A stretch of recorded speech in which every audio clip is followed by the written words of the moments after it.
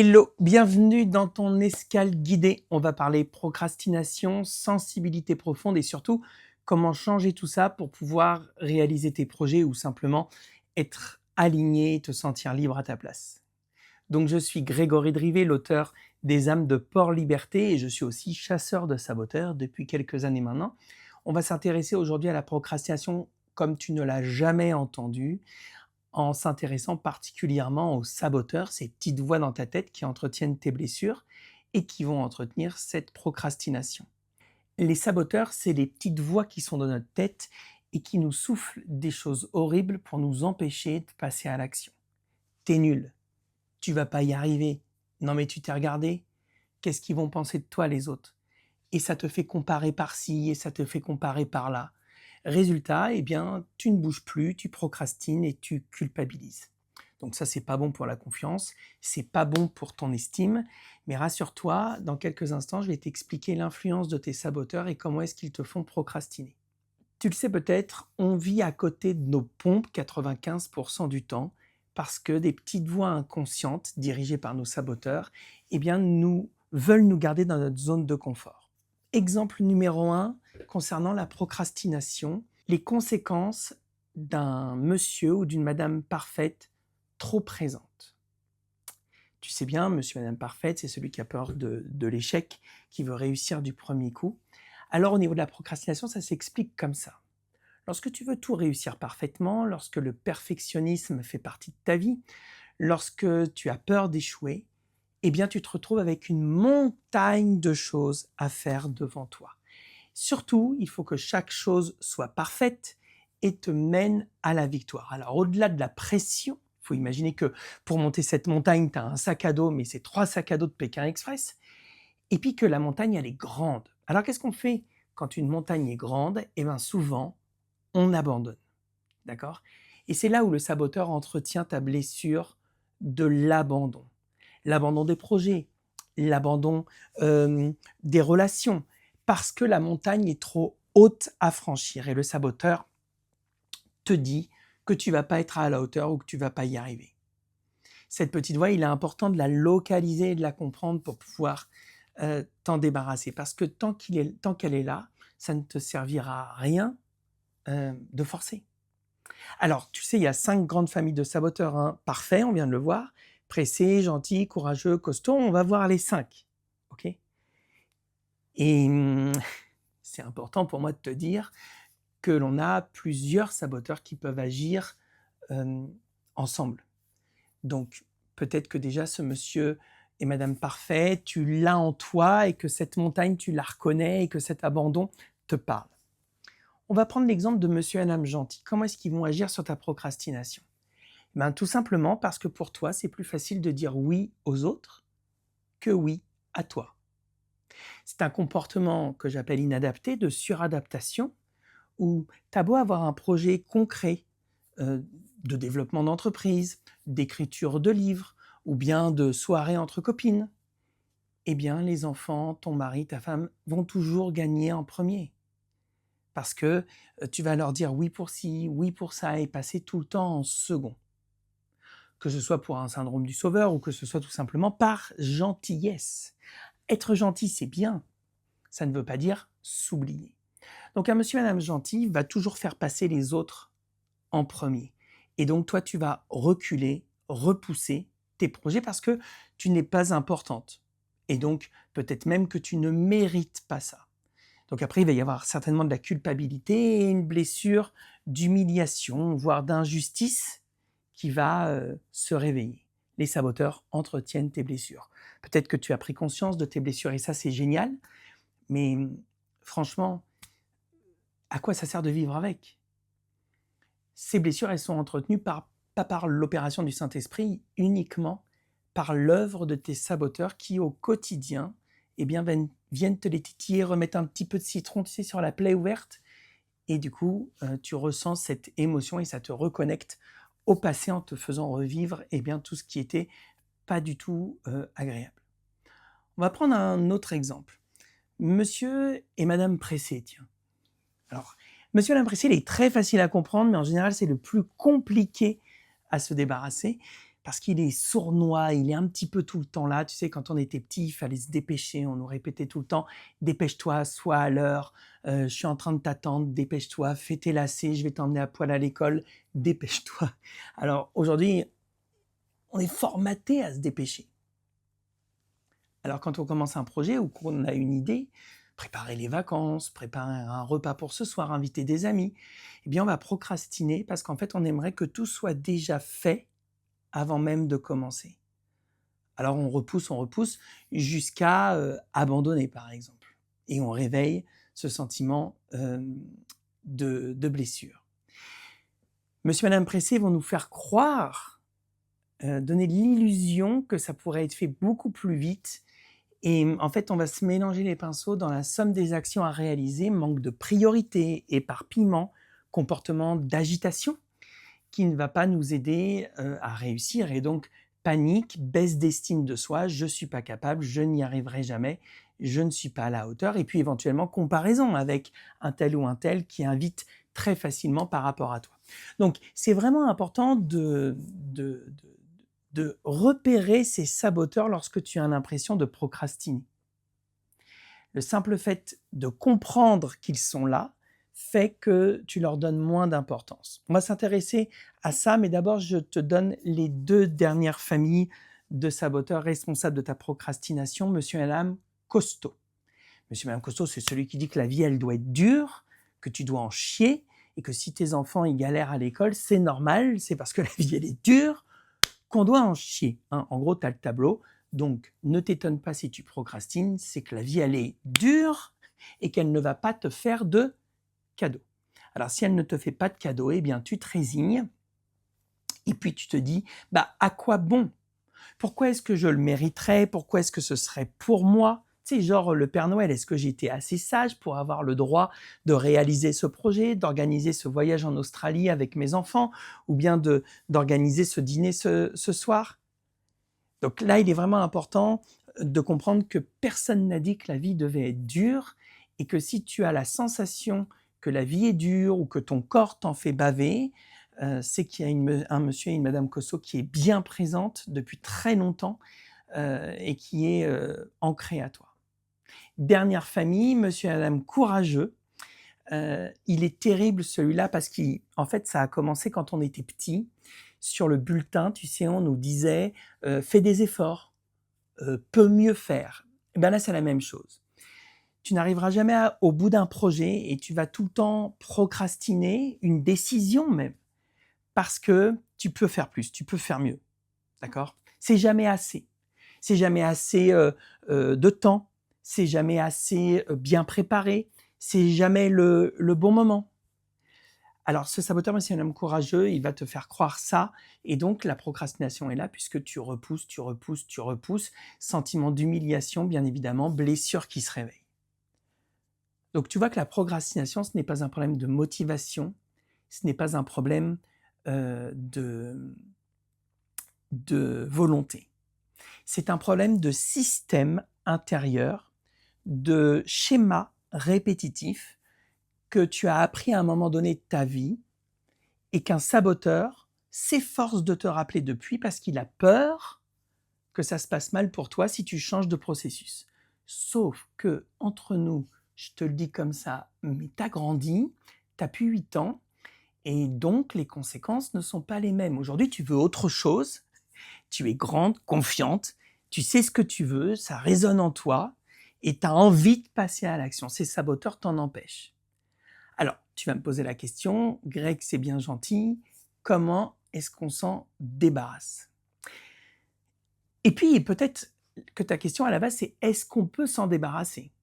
Alors, je vais répondre à ces 2 questions et avant toute chose, j'aimerais préciser un fait important. Quand tu te débarrasses d'un de tes saboteurs, souvent d'ailleurs on le transforme plutôt qu'on s'en débarrasse ou qu'on le chasse, on va le transformer, tu ne perds pas une partie de toi. Tu vas éliminer ou transformer un composant qui est obsolète et qui ne te sert plus à rien. D'accord? J'imagine que dans ton iPhone ou dans ton Huawei ou dans ton Samsung, tu as la dernière version ou l'avant-dernière du système d'opération pour que ça fonctionne. D'ailleurs, on te propose souvent des mises à jour. Et dans cette mise à jour, il y a des nettoyages pour que ton téléphone reste optimum. Et surtout qu'il puisse utiliser les nouvelles applications et les nouvelles choses qui sont proposées. Nous, c'est pareil. Imagine que tu fonctionnes avec un Nokia 3210 ou avec un Windows 97 alors qu'on est en 2026, 25, 27, je ne sais pas quand est-ce que tu regarderas cette escale guidée. Mais il y a un problème. Donc, notre contrôle, notre non-lâcher-prise fait que on se construit et on a envie de tout garder de ce qu'on construit parce qu'on a peur de lâcher des bouts de nous et qu'on ne nous reconnaisse plus en fait. Donc sois tranquille. Lorsque tu vas évoluer, ça veut dire que tu vas changer d'étage, changer de palier, que tu vas changer d'environnement, que tu vas te transformer un peu. Et bien évidemment, il y a des choses qui vont se transformer en même temps avec toi. J'imagine qu'une chenille n'a pas le même environnement qu'un papillon et qu'elle ne voit pas les mêmes choses, elle n'a pas les mêmes ennemis, elle n'a pas les mêmes habitudes. Pour nous, c'est exactement la même chose. Combien de clients et de clientes que j'ai vus, que j'ai accompagnés, changer de palier, changer d'étage, comme s'ils passaient de l'étage 1 à l'étage 2, mais voulaient garder les habitudes de l'étage 1 par sécurité ou les amis de l'étage 1 par sécurité alors qu'ils étaient à l'étage 2. Non, à l'étage 2, il y a d'autres personnes, il y a d'autres habitudes, il y a d'autres amis. Donc cette procrastination, elle vient pour te freiner, pour t'empêcher d'évoluer, pour t'empêcher de sortir de cette zone de confort, là où toute la magie se passe. Donc je ne sais pas si on s'est présenté, moi je suis Grégory Drivet, je suis chasseur de saboteurs, auteur des âmes de Port-Liberté. Et mon job, ce que je kiffe faire depuis plusieurs années maintenant, c'est chasser les saboteurs. Ma mission, c'est de faire connaître au plus grand nombre ce que sont les saboteurs et ce dont ils sont responsables dans ta vie. Parce que ma vie, il y a 15 ans, ne ressemblait pas du tout à celle que j'ai aujourd'hui. Et ça, cette évolution, je la dois à la chasse de mes saboteurs. Alors j'en ai chassé pléthore, Madame Irma, l'architecte, Duromal, bref, je t'en passe. Oui, parce qu'on leur donne des noms en fait. Il y a 5 familles, mais on leur donne des noms. Tout ça, c'est pour mettre en conscience. Et une fois que ces saboteurs sont chassés, tu reprends ton plein pouvoir et tu peux connecter en fait à qui tu es vraiment. Il faut voir les saboteurs comme de la merde, comme quelque chose de toxique qui vient se mettre sur un métal précieux. Toi, tu es le métal précieux et ces saboteurs viennent t'empêcher d'avoir accès à ton essence, à qui tu es, à ton alignement. Alors bien évidemment, j'imagine que c'est pas utile de les garder. Arrête-moi si je me trompe. Mais il y a certainement un endroit dans ta vie où tu procrastines, où tu reportes les choses, où tu ne te sens pas à la hauteur et que tu aimerais que ça cesse. Dis-toi maintenant et répète-le à haute voix, ça n'est pas de ma faute. Je t'ai pas entendu? Voilà. C'est la faute de mes... c'est la faute de mes saboteurs, exactement. Alors, comment faire pour se débarrasser de ces saboteurs et de transformer? Une méthode toute simple que je vais te donner maintenant et que je vais te demander d'employer dès maintenant, c'est la méthode RNT. C'est une méthode extrêmement efficace que j'ai créée en 2016 pour justement chasser les saboteurs. RNT. R comme repérer. C'est important de repérer ton saboteur. Comment est-ce que je vais le repérer? Premièrement, quelque chose qui se passe dans mon corps. Quelque chose qui me gêne, une boule au ventre, mon dos qui se coince, mes cervicales qui sont serrées, ma bouche, ma mâchoire qui est tendue, ma langue qui est collée. Je suis pas bien. Il y a quelque chose qui coche, j'ai mal au genou depuis une semaine, c'est tendu. Le corps parle et les saboteurs font parler le corps, en général. D'accord? Donc, lorsqu'il y a quelque chose dans ton corps qui n'est pas à l'aise, c'est qu'il y a un saboteur. Mais également, tu vas entendre, tu sais, ces petites voix dans ta tête. Oui, tu entends des petites voix dans ta tête. Je ne suis pas tout seul, je le sais. Et ces petites voix dans ta tête vont venir te limiter, t'empêcher de faire des choses. Par exemple, tu as décidé qu'il fallait ranger l'armoire de la chambre. Et puis, chaque jour que Dieu fait, tu dis, non, bah, je le ferai demain, ou c'est pas le bon moment. J'ai mieux à faire. Par exemple, bah, je dois préparer le repas ou je dois aller à ce rendez-vous médical. J'ai mieux à faire. Regarde bien la voix du saboteur et essaye de repérer la famille qui en est responsable. On va prendre cet exemple et je vais parler en mon nom. Imagine que je veux ranger l'armoire de ma chambre et que bah, j'avais décidé de le faire ce matin et que je ne le fais pas. Et j'entends une petite voix qui me dit « Non mais t'as pas le temps, t'avais dit que tu le ferais à 9h, il est déjà 10h15 et bah, la matinée elle est déjà passée, t'auras pas le temps de le faire. » C'est quel saboteur selon toi? C'est un monsieur et madame pressé qui te dit que t'as pas le temps. Alors là, on est dans un exemple très flagrant. Ça serait toujours aussi flagrant, ça serait assez simple. Parfois, ça peut être vraiment plus vicelard. Par exemple, tiens, il faut que je range mon armoire ce matin. Et puis quand tu te lèves, oh non, j'ai la flemme. Bon, je vais d'abord regarder un épisode de Stranger Things sur Netflix. La voix de ce saboteur, c'est monsieur et madame Costaud. C'est dur, tu vas en avoir pour longtemps, ça va te prendre beaucoup d'énergie. Alors, ne le fais pas. Et il te protège. Crois-tu? Puisque toi, ça te serait vraiment utile de ranger cette armoire. Tu comprends? Et puis, bien évidemment, je te laisse imaginer la phrase de monsieur et madame parfait, la phrase de monsieur et madame courageux. L'idée, c'est de les entendre et de les repérer. Je me rappelle un road trip que je voulais faire il y a pas mal de temps et j'avais une madame parfaite que j'avais appelée Madame Irma qui me soufflait plein de choses pour me dire que ça ne sera pas possible de réaliser ce road trip. Comment tu vas faire? Comment tu trouveras des hôtels si tu n'as pas réservé? Comment ton fils va s'amuser si vous passez votre temps dans la voiture? Comment tu vas? Comment tu vas? Tu connais même pas la route. Comment tu vas? Donc ces petites voix, il est important de les repérer et puis de les noter pour imaginer un petit peu ce que dit ton saboteur et à quoi il peut ressembler. Oui, ton saboteur, tu peux lui donner une forme, tu peux lui donner un nom, le nommer, R-N, nommer. Pourquoi est-ce qu'on lui donne un nom? Salut Gérard! Non, t'inquiète pas, je parle à mon saboteur. Pourquoi est-ce qu'on lui donne un nom? Eh bien, tout simplement pour le rendre plus conscient. Nos saboteurs, aujourd'hui, ils sont inconscients. Ils jouent dans le noir. Ils sont en backstage, ils sont derrière les rideaux, tu ne les vois pas. C'est des automatismes, c'est des réflexes. D'accord? Le fait de repérer leurs petites phrases ou comment est-ce qu'ils apparaissent dans ton corps et leur donner un nom, ça veut dire que la prochaine fois que tu veux te lancer pour faire quelque chose, aller parler avec tes voisines par exemple, mais que tu as cette boule au ventre qui arrive, eh bien tu sais que c'est Gérard, le saboteur, qui t'empêche de le faire.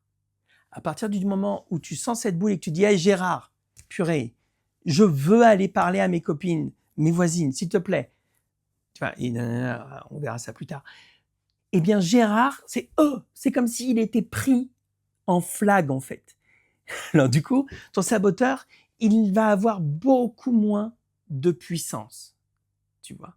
Et tu l'as certainement entendu dans les âmes de Port-Liberté, avec l'arsenal SIPAR, eh bien tu vas pouvoir lui parler, l'envoyer ailleurs ou autre, c'est le T de traquer.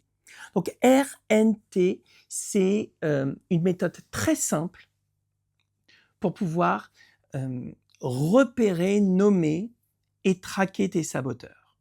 Donc je t'invite à utiliser cette méthode RNT le plus souvent possible. C'est la répétition et l'entraînement qui va faire la différence. Et si tu rencontres des difficultés à l'utiliser, surtout n'hésite pas à m'écrire, je me ferai un plaisir de te répondre. Pour celles et ceux qui veulent aller plus loin, eh bien juste en dessous, tu as mon calendrier, tu peux prendre un créneau de diagnostic, on verra ensemble tes problématiques du moment, les saboteurs qui t'embêtent et comment justement je peux t'accompagner à les transformer, à les chasser pour vivre ta vie rêvée, alignée dans tes actions et libre à ta place. Je te souhaite une très très belle journée. La chasse aux saboteurs est ouverte et à très vite.